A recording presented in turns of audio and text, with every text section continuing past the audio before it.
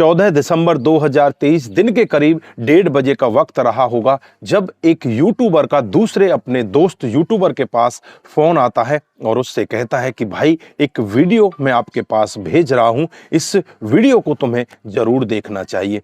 जब वो यूट्यूबर उस वीडियो को देखता है तो उसकी आंखें फटी की फटी रह जाती हैं, क्योंकि वो वीडियो उसके घर का होता है। उस घर में जब भी उसकी माँ नहाकर बाहर निकलती तो वो वीडियो उसमें दिखाई देता, और जब उसकी बहन नहाकर निकलती तो वो वीडियो भी उसमें दिखाई देता। यानी कि घर का कोई भी सदस्य बाथरूम से बाहर निकलता तो वो सब कुछ उसमें दिखाई देता। अब वो व्यक्ति बहुत ज़्यादा परेशान हो जाता है। परेशान होकर नज़दीकी पुलिस स्टेशन में जाता है और पुलिस वालों से कहता है कि साहब, मैंने जो सीसीटीवी कैमरे लगाए हैं वो अपनी सुरक्षा के लिए लगाए हैं, लेकिन यहाँ पर इनका दुरुपयोग हो रहा है। यहाँ पर किसी ने मेरे कैमरों को हैक कर लिया है और इन वीडियो को बना बनाकर सोशल मीडिया पर वायरल कर रहा है। दोस्तों, पुलिस एक्शन में आती है और जांच पड़ताल में लग जाती है, लेकिन ये तो भविष्य के गर्भ में छुपा हुआ है कि आगे इसमें होने वाला क्या है, किस तरह से पुलिस जांच पड़ताल करती है और आगे किस तरह से उन आरोपियों को पकड़ती है। दोस्तों, आज की घटना जो मैं आपको बताने जा रहा हूं, ये भी इसी तरह की घटना है। यहाँ पर एक लेडीज जो लेफ्टिनेंट कर्नल फौज में होती है, लेह लद्दाख में जिसकी ड्यूटी होती है, और उसके साथ भी कुछ ऐसा ही होता है और वो औरत परेशान होकर फिर पहुंच जाती है जो कमिश्नर होते हैं, जो पुलिस के कमिश्नर होते हैं, उनके पास पहुंच जाती है और उन्हें अपनी अपबीती बताती है। तो हर कोई व्यक्ति उनकी अपबीती को सुनकर एक बार सोचने के लिए मजबूर हो जाता है। दोस्तों, क्या थी पूरी घटना, क्या उसके साथ में हुआ था? अगर आप भी पूरा मामला जानोगे तो एक बार आप भी सोचने के लिए मजबूर हो जाओगे। आइए दोस्तों, जानते हैं पूरा मामला क्या था। नमस्कार, जय हिंद। आप देख रहे हैं एपीएच न्यूज़ राहुल रावत के साथ। तो दोस्तों, आज की जो हकीकत की घटना आपको बताने जा रहा हूं, उत्तर प्रदेश के बनारस शहर की है।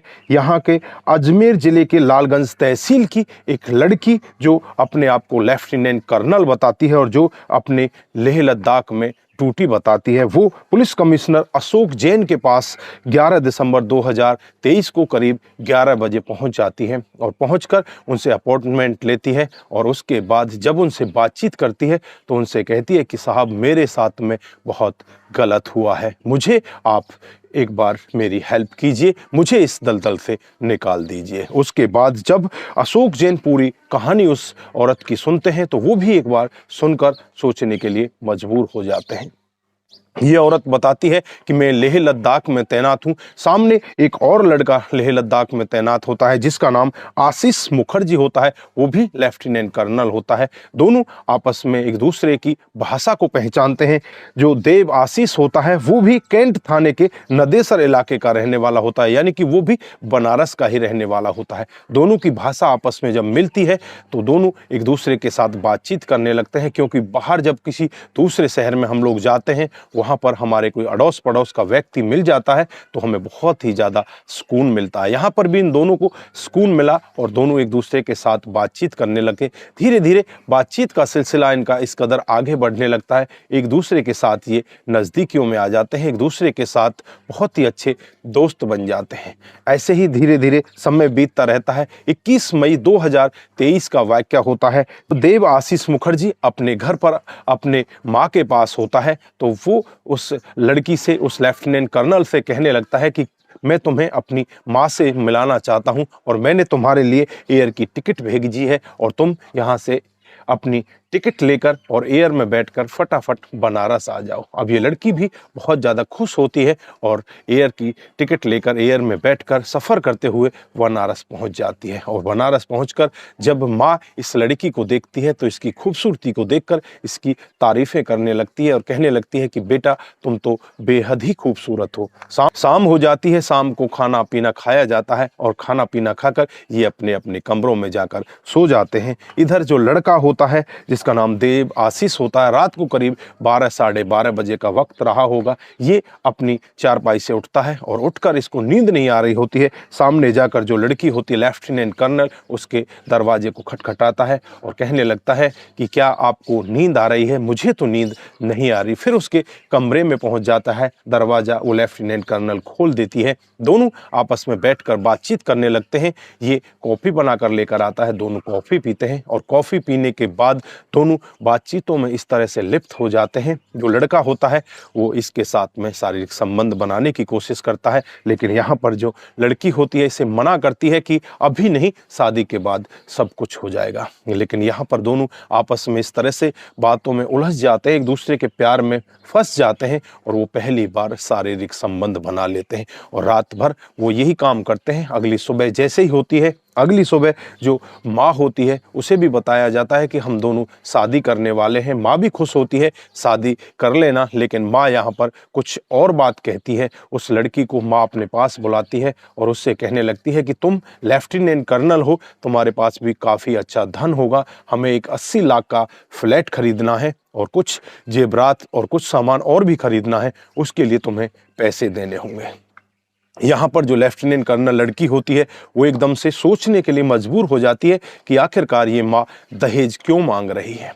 उसके बाद दोनों आपस में थोड़ी सी कहासुनी हो जाती है। जो लड़का होता है वो इस लड़की को समझाता है और कहने लगता है कि माँ का थोड़ा दिमाग आगे चलता है, आप चिंता ना करो, मैं माँ को समझा लूँगा, हम जल्द ही शादी करने वाले हैं। फिर धीरे धीरे पूरा दिन गुजर जाता है, फिर रात आ जाती है और फिर इस रात में ये लड़का इसके साथ संबंध बनाने वाला होता है। ये लड़की इससे साफ मना कर देती है कि मैं अब ऐसा कुछ भी नहीं करूँगी, पहले शादी होगी उसके बाद ही आगे कुछ होगा। लेकिन बेला फुसला कर इसके साथ ये दोबारा फिर वही काम कर देता है। उसके बाद फिर अगली सुबह आती है, अगली सुबह फिर इनकी थोड़ी बहुत किसी बात को लेकर कहासुनी हो जाती है और कहासुनी में जो लड़का होता है इसे धमका देता है और इसके साथ में ज़्यादा कहासुनी हो जाती है। फिर होता कुछ ऐसा है, लड़का घुटनों के बल इसके पैरों में गिर जाता है और कहने लगता है कि मैं तुमसे शादी करना चाहता हूं और अभी साथ में चलते हैं और शादी करके आते हैं।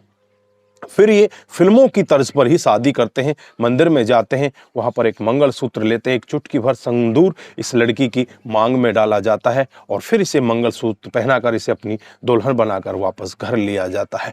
लेकिन यहाँ पर जो लड़की होती है वो कहती है कि मुझे रजिस्टर्ड शादी चाहिए, मैं इस तरह की शादी में विश्वास नहीं करती, अब मुझे रजिस्टर्ड शादी करनी है। लेकिन यहाँ पर जो लड़की इस तरह की बात कहती है तो लड़का एकदम से सहम जाता है और कहने लगता है कि तुम्हें पता नहीं है तुम किससे पंगा ले रही हो, तुम जिस व्यक्ति से पंगा ले रही हो वो बहुत ही खतरनाक है। मैंने तुम्हारे पहले ही वीडियो उतार लिए हैं और ये वीडियो मैं कभी भी सोशल मीडिया पर वायरल कर सकता हूँ।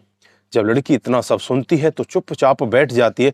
कुछ समय और इसी तरह से बीत जाता है और फिर 11 दिसंबर 2023 को बनारस के जो पुलिस कमिश्नर होते हैं अशोक जैन, उनके पास पहुंच जाती है और वहां जाकर पूरी घटना के बारे में उनको बताती है। जब अशोक जैन भी ये पूरा मामला सुन रहे होते हैं तो जो वहाँ कैंट थाने के SHO होते हैं प्रमोद कुमार पांडे, उनको अपने पास बुलाते हैं और उनसे कहते हैं कि इस मामले की FIR दर्ज करो और जल्द से जल्द इस मामले का पूरा खुलासा मुझे चाहिए, जो भी इसमें आरोपी हैं उन सबको गिरफ्तार करके उन्हें जेल के अंदर बंद करो। यहाँ पर जो पांडे जी हैं तुरंत ही तैयार हो जाते हैं और अपनी टीम के साथ वहाँ पर पहुंचने के लिए तैयार हो जाते हैं। ये तो भविष्य के गर्भ में छुपा हुआ है कि आगे अभी होता क्या है, किस तरह की यहाँ पर जांच पड़ताल होती है, या उस लड़के को पकड़ा जाएगा या क्या होगा, वो आगे भविष्य के गर्भ में छुपा हुआ है। दोस्तों जैसे ही इसकी आगे कोई और अपडेट आएगी तो आपके सामने लेकर मैं हाजिर हो जाऊंगा। दोस्तों आप लोगों ने देखा किस तरह से